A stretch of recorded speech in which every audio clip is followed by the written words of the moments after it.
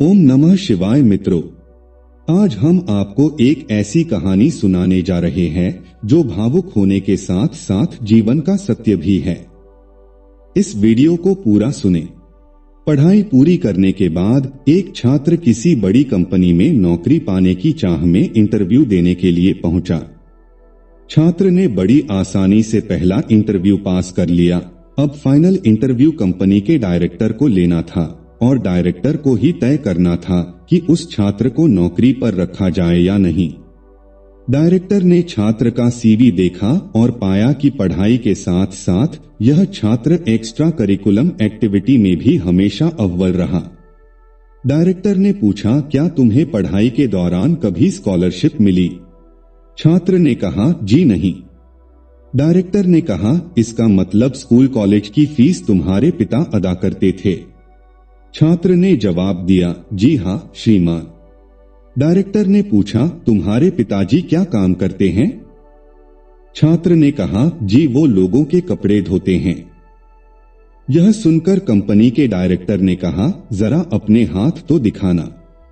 छात्र के हाथ रेशम की तरह मुलायम और नाजुक थे।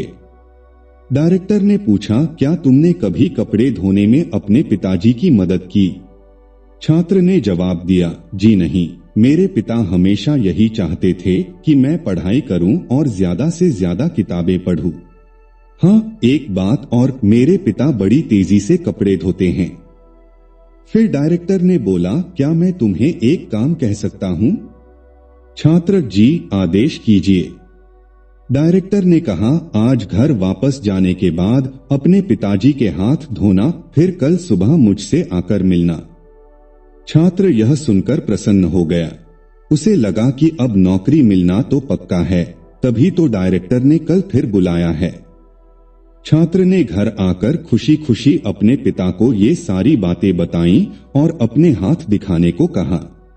पिता को थोड़ी हैरानी हुई, लेकिन फिर भी उसने बेटे की इच्छा का मान करते हुए अपने दोनों हाथ उसके हाथों में दे दिए।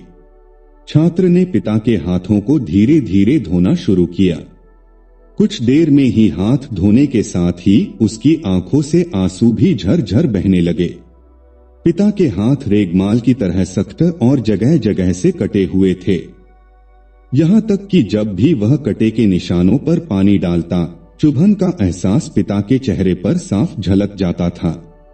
छात्र को जिंदगी में पहली बार एहसास हुआ कि ये वही हाथ हैं जो रोज लोगों के कपड़े धो धोकर उसके लिए अच्छे खाने, कपड़ों और स्कूल की फीस का इंतजाम करते थे।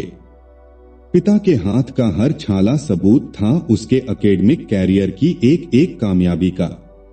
पिता के हाथ धोने के बाद छात्र को पता ही नहीं चला कि उसने उस दिन के बचे हुए सारे कपड़े भी एक एक कर धो डाले। उसके पिता रोकते ही रह गए, लेकिन छात्र अपनी धुन में कपड़े धोता चला गया। उस रात बाप बेटे ने काफी देर तक बातें की। अगली सुबह छात्र फिर नौकरी के लिए कंपनी के डायरेक्टर के ऑफिस में था। डायरेक्टर का सामना करते हुए छात्र की आंखें गीली थीं। डायरेक्टर ने पूछा, तो फिर कैसा रहा कल घर पर?